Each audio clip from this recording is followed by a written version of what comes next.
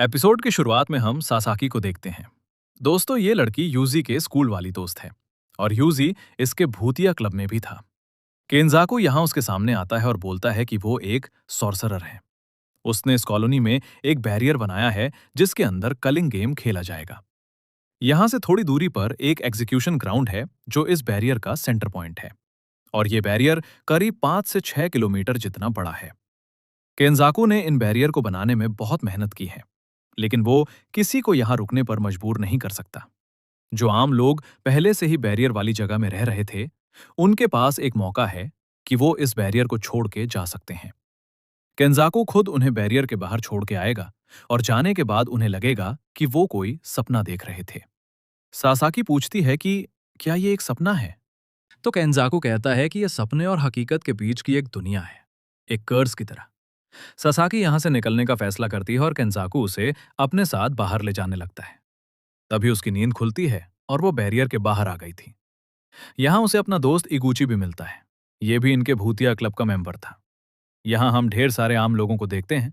इन्हें केंजाकू ने बैरियर से बाहर निकाल दिया था। इनके सामने एक बड़ा सा काला बैरियर बना हुआ था। दूसरी तरफ यूजी और मेगुमी हकारी को बताते हैं कि गोजो को सील कर दिया गया है, जो सुनकर वो चौंक जाता है। पांडा ये भी बताता है कि प्रिंसिपल यागा अब इस दुनिया में नहीं रहे। जो सुन यूजी और मेगोमी भी शॉक्ड हो जाते हैं, क्योंकि ये बात उन्हें भी नहीं पता था। पांडा बताता है कि शिबुया इंसिडेंट के बाद हायर अप यागा के पीछे पड़ गए थे। ये खबर सुन यूजी को बहुत बुरा लगता है, क्योंकि यागा पांडा के फादर जैसे थे। हकारी को भी ये बात सुन अच्छा नहीं लगता, क्योंकि जो भी लोग उसकी फिक्र करते थे वो अब इस दुनिया में नहीं है। इतना दुखी तो वो तब भी नहीं हुआ था जब याकूब के पिछवाड़े में तीर आकर लगा था। हकारी अब कलिंग गेम में एंटर करने के लिए मान जाता है, लेकिन वो इन लोगों पर कोई एहसान नहीं कर रहा। उसे इसके बदले कुछ चाहिए। पांडा जानता था कि वो जुजुत्सु के कानून में कुछ बदलाव करना चाहता है, ताकि अपना फाइट क्लब वो खुले में चला सके। क्योंकि आम लोगों को जुजुत्सु के बारे में पता चल रहा है, तो जुजुत्सु के कानून में भी कुछ बदलाव तो होंगे ही। मेगुमी बोलता है कि हकारी को जो भी चाहिए वो मैं करवा दूंगा, क्योंकि मैं जेनिन क्लैन का हेड हूं। जो सुन हकारी और भी ज्यादा चौंक जाता है। ये खबर तो उसे गोजो और यागा से भी बड़ी लगती है। हकारी अब मन में सोचता है कि जेनिन फैमिली का हाथ उस पर रहेगा तो वो कोई भी कानून बनवा सकता है। और वो मेगुमी से बोलता है कि पगले, हमें तो दोस्ती कर लेनी लेनी चाहिए। बेचारे हकारी को पता ही नहीं है कि माँ की जेनिन क्लेन के सभी लोगों को निपटा चुकी है और उसमें अब कोई बचा ही नहीं है। अब ये लोग सोचने लगते हैं कि कौन सी कॉलोनी में कौन जाएगा। तभी इनके पास एक शिकीगामी आ जाता है। इसका नाम कोगाने है, जो इनको कलिंग गेम की खबर देने आया था कि काशिमो नाम के एक प्लेयर ने 100 पॉइंट्स देकर एक नया नियम जोड़ा है कि कोई भी किसी दूसरे प्लेयर की सारी जानकारी देख सकता है, जैसे कि उसका नाम, उसके पॉइंट्स और ये भी कि वो कौन सी कॉलोनी के बैरियर में है। कोगाने बताता है कि वो यूजी का खबरी है जो उसे गेम से जुड़ी सारी इंफॉर्मेशन देगा। अब ये सुन मेगुमी चौंक जाता है कि यूजी तो अभी गेम में एंटर किया भी नहीं है, तो ये कोगाने उसके पास कैसे आ गया? यानी कि यूजी ऑलरेडी गेम का प्लेयर है। ये लोग समझ जाते हैं कि इसके पीछे सुकूना का हाथ है। उसने 1000 साल पहले केंजाकू से कॉन्ट्रैक्ट किया होगा, ठीक जैसे बाकी पुराने सोर्सरस ने किया था कि अगर केंजाकू उन्हें वापस जिंदा करता है तो वो उसके कलिंग गेम में जरूर हिस्सा लेंगे। पर मेगुमी को यह बात समझ नहीं आती कि सुकूना के फिंगर खाना तो यूजी का फैसला था, जिससे सुकूना उसके अंदर जिंदा हुआ, या ये भी केंजाकू का ही कोई मास्टर प्लान था। खैर, ये लोग अब बाकी प्लेयर्स की लिस्ट देखने लगते हैं, जिसमें इन्हें काजिमो के बारे में पता चलता है, जिसने ऑलरेडी 200 पॉइंट्स कमा लिए हैं। यानी कि उसने कम से कम 40 लोगों को एलिमिनेट किया है। अब मेगुमी सोचने लगता है कि अगर वो लोग इस काजिमो को एक और नया नियम जोड़ने के लिए मना लें, तो इन्हें किसी को मारना ही नहीं पड़ेगा। वो कोगाने से पूछता है कि ऐसे कितने प्लेयर्स हैं जिनके 100 पॉइंट्स पूरे हो गए हैं। तो काजिमो के अलावा सिर्फ एक और प्लेयर था जिसके 100 पॉइंट्स थे। उसका नाम है हिगुरुमा। मेगुमी का प्लान था इन लोगों से ऐसे रूल सेट करवाना जिससे सुमिकी जैसे मासूम लोग अपनी मर्जी से गेम छोड़ के जा सकें। पहले तो इन्हें रूल नंबर 8 का इलाज करना पड़ेगा, जो था कि अगर किसी प्लेयर के पॉइंट्स 19 दिन तक नहीं बदलते तो उसे एलिमिनेट कर दिया जाएगा। तो ये लोग एक नया नियम जोड़ेंगे कि प्लेयर्स एक दूसरे को अपने पॉइंट्स ट्रांसफर कर सकते हैं। इससे प्लेयर्स आपस में पॉइंट्स बांट पाएंगे और इन्हें किसी को मारने की जरूरत नहीं पड़ेगी। दूसरा नियम, ये लोग जोड़ेंगे कि प्लेयर अपने पॉइंट्स का इस्तेमाल करके गेम छोड़ के जा सकता है। हकारी बोलता है कि इतना बड़ा रूल तो गेम ही एंड कर देगा और इस तरह के रूल को गेम मास्टर मानेगा ही नहीं। तो मेगुमी बोलता है कि हम इस रूल में एक कंडीशन भी रखेंगे कि प्लेयर गेम के बाहर निकलेगा तो अपनी जगह किसी नए खिलाड़ी को अंदर भेज देगा। अब इनका प्लान बन गया था। इन्हें एंजल को ढूंढना था जो कि गोजो को प्रिजन रैम से आजाद करवा सकती है। साथ ही इन्हें काशिमो और हिगुरुमा को भी ढूंढना है। उनसे दो नए नियम ऐड करवाने के लिए इन्हें प्लेयर की लिस्ट में एंजल का नाम मिल ही नहीं रहा था। पांडा बोलता है कि शायद उसका असली नाम कुछ और है, पर टेंगन ने इन्हें बताया था कि एंजल टोक्यो नंबर 2 वाली कॉलोनी में है। हकारी पूछता है कि वो दिखने में कैसी है, तो मेगुमी बोलता है कि जब तुम उसे देखोगे तो समझ जाओगे कि वही एंजल है। हकारी बोलता है कि वो और पांडा नंबर 2 वाली कॉलोनी में जाएंगे। यूजी नहीं चाहता था कि वो और मेगुमी एक ही कॉलोनी में जाएं, क्योंकि उसे डर था कि सुकूना मेगुमी के साथ कुछ कर ना दे। पर मेगुमी उसे बोलता है कि ऐसा कुछ नहीं होगा और हकारी ने जो प्लान बनाया है वो सही है। खैर अगले दिन यानी 12 नवंबर को ये सब लोग बैरियर के पास पहुंच जाते हैं। कोगाने इन्हें एक्सप्लेन करता है कि इस बैरियर के अंदर कलिंग गेम चल रहा है। अगर ये लोग इसमें एंटर करते हैं तो ये भी इस गेम के खिलाड़ी बन जाएंगे। यूजी, मेगुमी, हकारी और पांडा इसके लिए हाँ कर देते हैं। नंबर 1, कॉलोनी के अंदर हम हान्यू नाम की एक औरत को देखते हैं जो वॉकी टॉकी से रिन नाम के लड़के से बात कर रही थी और पूछ रही थी कि और कितना टाइम लगेगा। वहीं रिन आसमान की तरफ देखते हुए किसी चीज का इंतजार कर रहा था। हान्यू अब अपनी कर्स टेक्निक एक्टिवेट करती है जिससे उसके बाल किसी जेट के इंजन में बदल जाते हैं और वो एक प्लेन की तरह उड़ने लगती है। कॉलोनी के बाहर यूजी और मेगुमी बात कर रहे थे। मेगुमी कहता है कि इन्हें पुराने सॉर्सरस से थोड़ा बच के रहना होगा, क्योंकि उनके लिए इंसानों की जान की कोई कीमत नहीं है। 1000 साल पहले तो लोगों को लड़ने में ही मजा आता था। शायद इसलिए उन्होंने किंजाकू के साथ कॉन्ट्रैक्ट बनाया होगा और वो कलिंग गेम के खिलाड़ी बने होंगे। काशिमो और हिगुरुमा दोनों पुराने सॉर्सरस लग रहे हैं, तो वो इतनी आसानी से इनकी बात नहीं मानेंगे। यूजी बोलता है कि इन्हें कर्स्ड स्पिरिट से भी बच के रहना होगा, खासकर रात में। मेगुमी बोलता है कि नए जमाने के सॉर्सरस जो सुमिकी की तरह मजबूरी में इस गेम में फंस गए हैं, वो जरूर इनकी बात मान जाएंगे। तो इनका सबसे पहला काम है हिगुरुमा को ढूंढना। ये लोग अब एक साथ बैरियर में एंटर करते हैं और ऐसा करते ही ये लोग अलग अलग होकर आसमान से नीचे गिरने लगते हैं। असल में जब भी कोई नया प्लेयर गेम में एंटर करता है तो वो आसमान से गिरते हुए आता है। 9 फिक्स्ड लोकेशंस हैं और प्लेयर इनमें से कहीं भी गिर सकता है।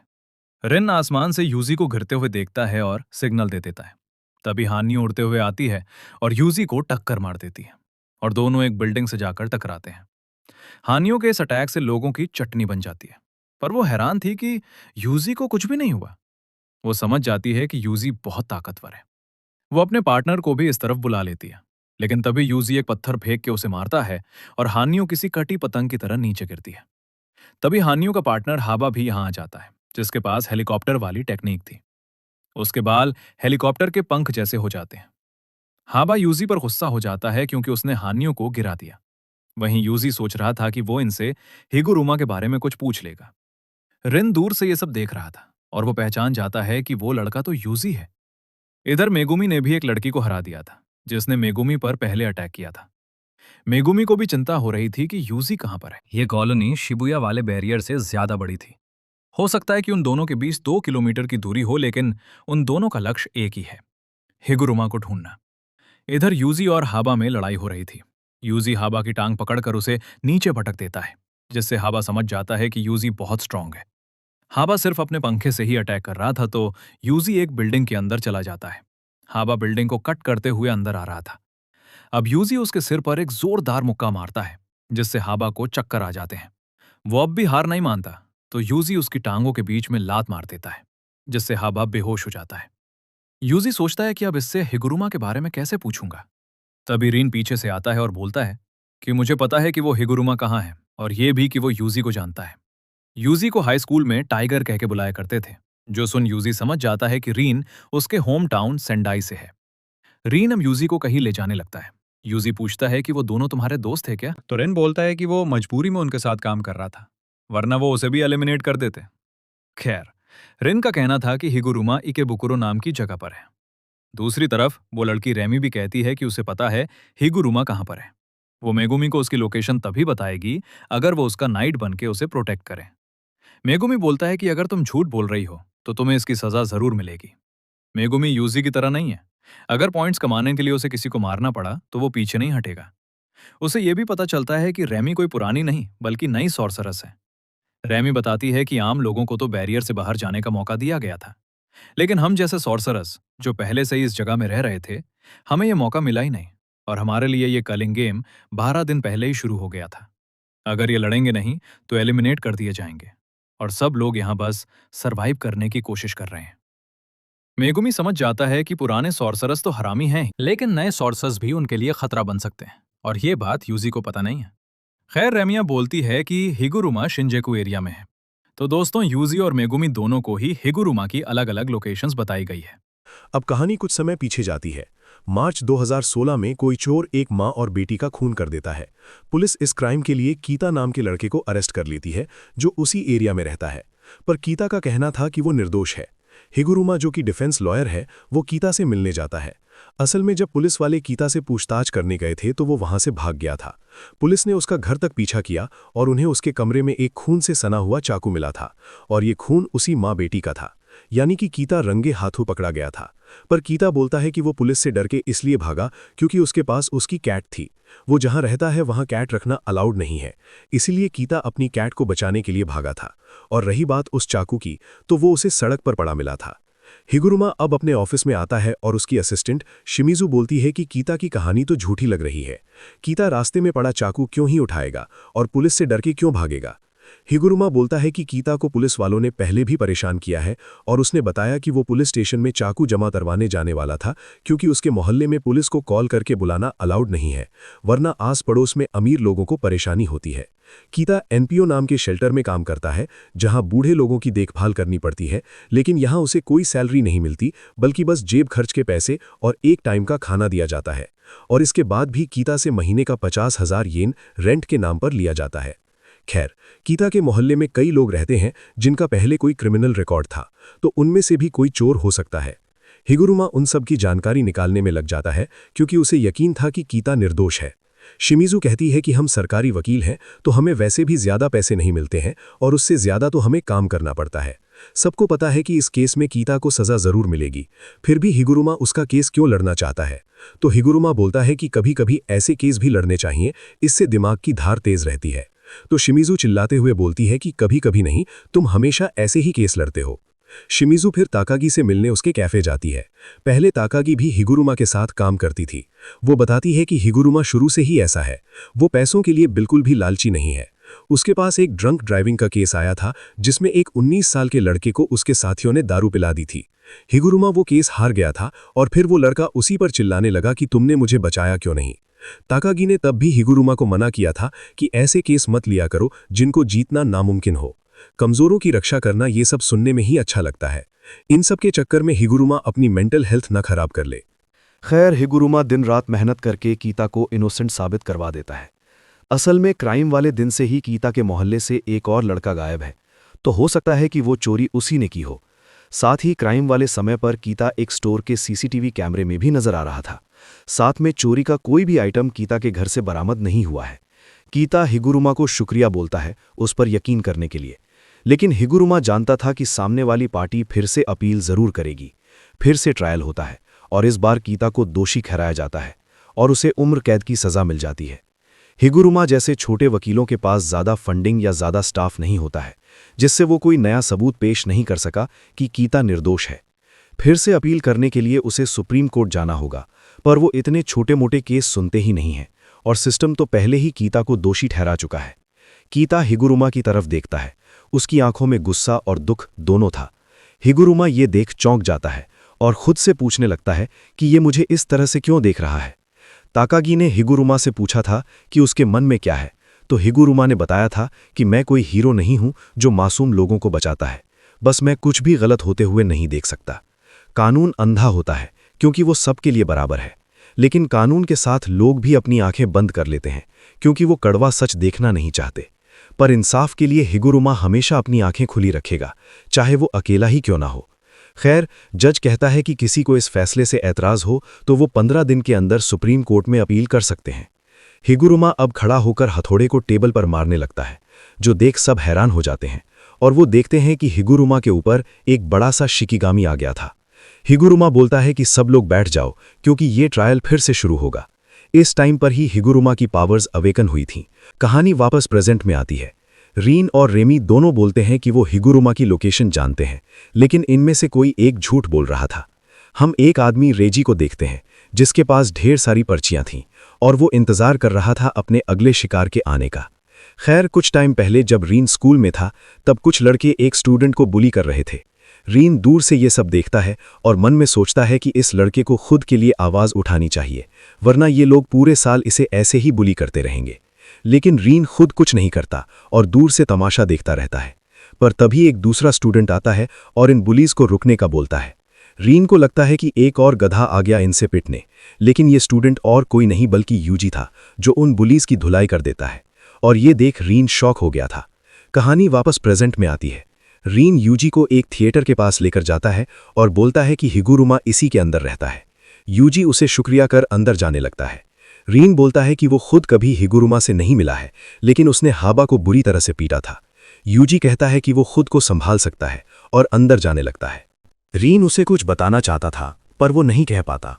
दूसरी तरफ रेमी भी मेगुमी को लेकर एक जगह जाती है। यूजी सीधा उससे काम की बात करने लगता है, पर हिगुरुमा बोलता है कि मैं एक लॉयर हूं और मुझसे बात करने की फीस 5000 येन है।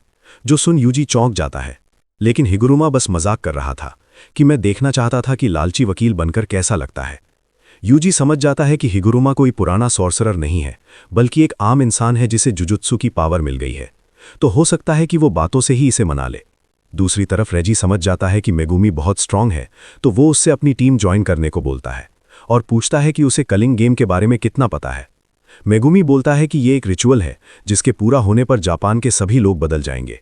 ये सुन रेजी हंसने लगता है और बोलता है कि तुम केंजाकू को जानते हो। मेगुमी को पता था कि कलिंग गेम में केंजाकू की पहचान वाला कोई सॉर्सरर तो होगा ही। रेजी का मानना था कि केंजाकू का असली प्लान कुछ और ही है। मान लो कि 1000 सॉर्सरर इस गेम में हिस्सा ले रहे हैं और हर कॉलोनी में करीब 100 सॉर्सरर हैं। पर इन कॉलोनीज में काशिमो और हिगुरुमा जैसे महाशक्तिशाली लोग भी हैं जो आसानी से बाकी सबको एलिमिनेट कर सकते हैं, और फिर तो गेम रुक जाएगा। इन दोनों ने मिलकर ही करीब 60 प्लेयर्स को एलिमिनेट कर दिया है। मेगुमी ने भी ये बात नोटिस की थी, क्योंकि कॉलोनी में कुछ ज्यादा ही सन्नाटा था। रेजी बताता है कि कई मॉडर्न सॉर्सरर तो आसमान से एंट्री लेते ही निपट गए थे। अगर केंजाकू को सच में प्लेयर्स की कर्स एनर्जी चाहिए होती तो वो ऐसा एंट्री सिस्टम रखता ही क्यों, बल्कि वो तो चाहता कि सॉर्सरर आपस में लड़ते ही रहें। रेजी का मानना था कि जब आखिर में सबसे स्ट्रांग प्लेयर्स बच जाएंगे, तब केंजाकू उन पर बॉम्ब फोड़कर खुद ही कलिंग गेम को खत्म कर देगा। इसी समय हम केंजाकू को देखते हैं, जो कि चाइना के गवर्नमेंट के कुछ लोगों से मीटिंग करने गया था। इधर यूजी हिगुरुमा से कहता है कि वो कलिंग गेम को बंद करवाना चाहता है। फिलहाल तो उसे एक नया रूल ऐड करवाना है, जिसके लिए उसे हिगुरुमा के 100 पॉइंट्स चाहिए। हिगुरुमा साफ मना कर देता है। असली दुनिया का कानून बहुत खोखला है। वो देखना चाहता है कि कलिंग गेम का कानून कैसे काम करता है। उसे जानना है कि जो लोग इस गेम के रूल्स को ब्रेक करते हैं, उन्हें कैसे सजा मिलती है। क्या उन्हें अपना केस रखने का मौका दिया जाएगा? क्या कोई सुनवाई होगी या सीधा फैसला होगा? इसीलिए वो नहीं चाहता कि गेम जल्दी एंड हो जाए। उसे देखना है कि लोगों की टेक्निक रिमूव कैसे होती है। यूजी बोलता है कि कलिंग गेम एक रिचुअल है जिसके पूरा होते ही जापान के सभी लोग खत्म हो जाएंगे। हिगुरुमा बोलता है कि ऐसा कुछ नहीं होगा, कलिंग गेम हमेशा चलता रहेगा, क्योंकि इसके रूल्स में यही लिखा है। यूजी समझ जाता है कि ये बातों से नहीं मानेगा और वो उसे सीधा धमकी देता है कि मुझे अपने 100 पॉइंट्स इस्तेमाल करने दो। हिगुरुमा अब खड़े होकर बोलता है कि तुमने कभी किसी ऐसे को मारा है जिसने तुम्हें गुस्सा दिलाया हो? मैंने सोचा था ये उससे भी अच्छा लगता है। यूजी देखता है कि हिगुरुमा के पीछे एक शिकिगामी आ गया था। हिगुरुमा के पास 100 पॉइंट्स हैं, यानी वो ऑलरेडी करीब 20 सॉर्सरर को निपटा चुका है, तो यूजी को थोड़ा संभल कर लड़ना होगा। हिगुरुमा अब यूजी के सामने आकर बोलता है, डोमेन एक्सपेंशन, डेडली सेंटेंसिंग यानी आखिरी सुनवाई। और ये एपिसोड यहीं पर एंड हो जाता है।